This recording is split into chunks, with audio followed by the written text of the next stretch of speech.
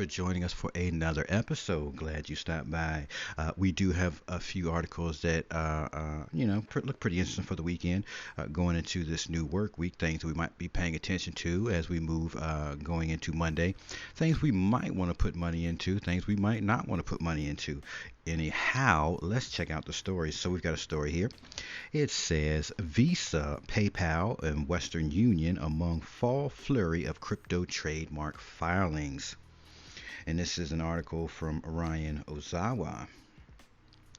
So this article goes on to say, in a striking counterpoint to the heightened crypto skepticism during the current bear market, financial services giants Visa, PayPal, and Western Union were among the notable firms that filed new trademark applications involving crypto and Web3 related products and services in the past week. And we haven't even entered November, but yes, we do have patents coming out because these people have decided that their institutional part that they're going to play is going to be big. And it's Visa, PayPal, and Western Union.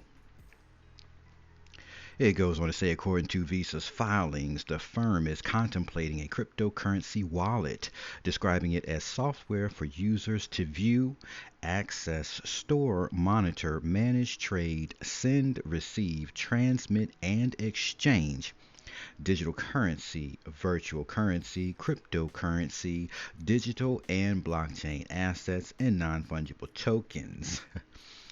So, just to get that right, they're not leaving any stone unturned. So, as they make their way into this space, they've got all their bases covered. And this is Visa. Now, PayPal's trademark application mentions crypto 18 times, beginning with downloadable software for sending, receiving, accepting, buying, selling, storing, transmitting, trading, and exchanging digital currency, virtual currency, cryptocurrency, stablecoins, digital and blockchain assets, digital tokens, crypto tokens, and utility tokens. So, look, there's a pattern here. They're preparing to accept all these payments. They're going to be conducting business with their services, and everybody's familiar with PayPal. A lot of you are using it right now. Everybody's familiar with Visa. All of you are probably using that right now. And so clearly, they're preparing as institutions to make their move into this space with their patents. And remember, Swift was trying to make that move as of November 1st. It's now pushed back to March, sometime March 2023. But here, seeing that they're pushing for these, that they've applied for their trademarks, that they're definitely in that space, and we'll probably be seeing their uses coming very, very soon. Now, Western Union filing appears to cover every aspect of digital payments, including the management and maintenance of digital currency and electronic wallets. Like the others, Western Union plans downloadable software for generating cryptographic keys for receiving and spending cryptocurrency. And so MoneyGram initially took the lead way back when with Ripple, XRP. And so then that was handed off from Ripple to XRP to Stellar Lumens. So it's only fitting that Western Union plays catch up and gets into space. But they all have filed, and they're all making their moves into this space.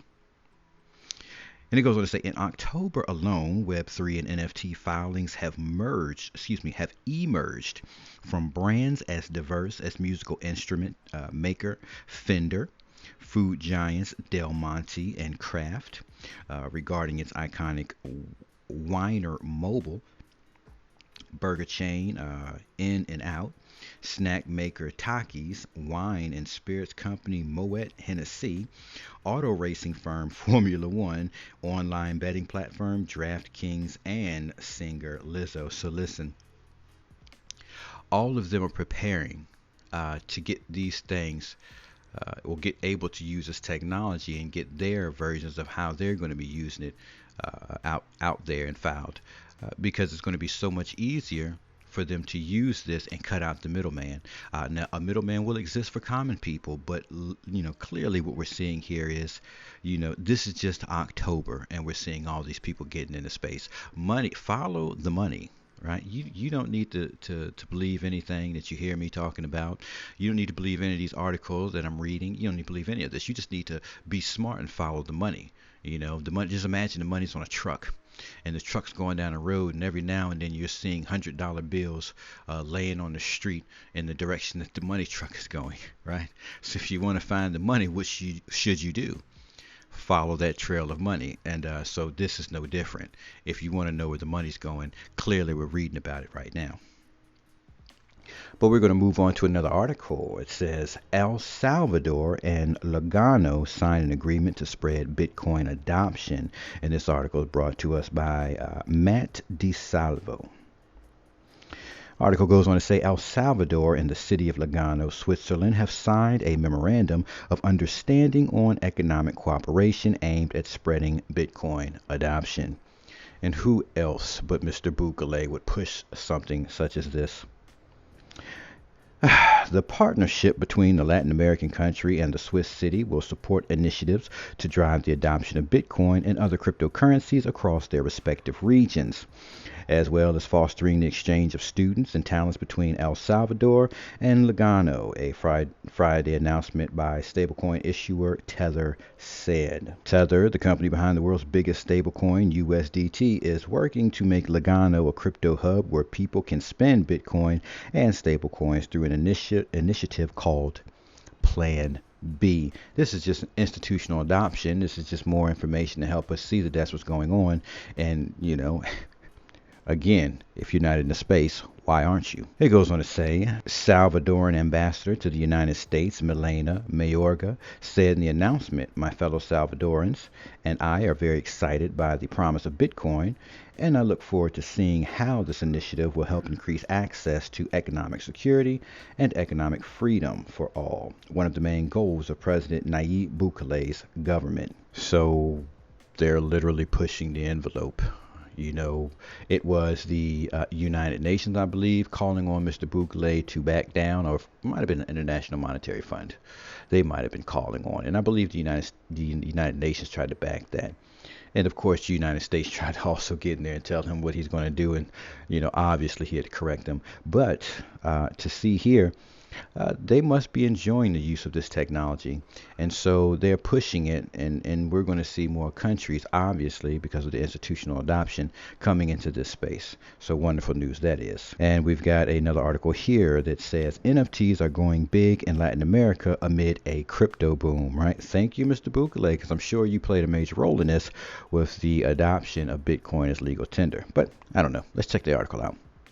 This article is brought to us by Marina Lamerton. All right, it says high inflation has led millions of Latin Americans to seek refuge in cryptocurrencies, with stablecoins leading the way.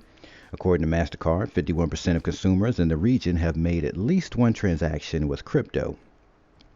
Brazil, Argentina, Colombia, and Ecuador are among the top 20 countries with the greatest crypto adoption, according to Chainalysis 2022 Global Crypto Adoption Index.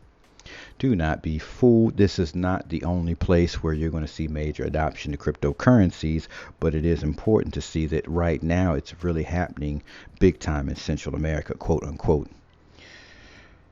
All right, it says NFTs have reached mainstream audiences in developed countries through projects including Bored Ape, Yacht Club, or CryptoPunks, which have now become highly sought after collectibles.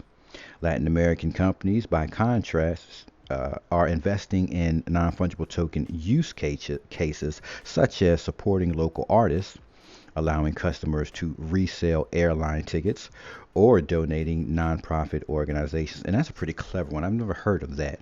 But reselling airline tickets, well, how about the NFT is for just selling the airline tickets, right?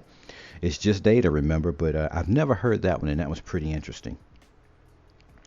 Goes on to say Enigma Art is a decentralized platform that mainly provides non-fungible token development services for well-known traditional Latin American artists ranging from fine arts to the music industry. It connects artists with their fans through non-fungible tokens, meet and greet tickets, collectible cards, or original songs. Now, this is nothing new to us. We were familiar already with how non-fungible tokens would be used for artists to directly sell music to the the buyers, so they could just skip the middleman. So there's nothing new there, but it is very impressive because over in South America and what we call Central America today, they are using this technology, and we're just probably here in the United States going to be the last fuddy-duddies to actually use the technology locally in stores and so on and so forth. Yeah, so as interesting as that was, those are the three stories we've got for this weekend. I'm going to close with that. If you enjoyed the video, don't forget to hit that like button. If you're back checking out the channel again, you can hit subscribe because you probably haven't hit that yet. And don't forget to share this video with your family, friends, and loved ones, and those who you think could use any of this information. I will catch you in the next episode.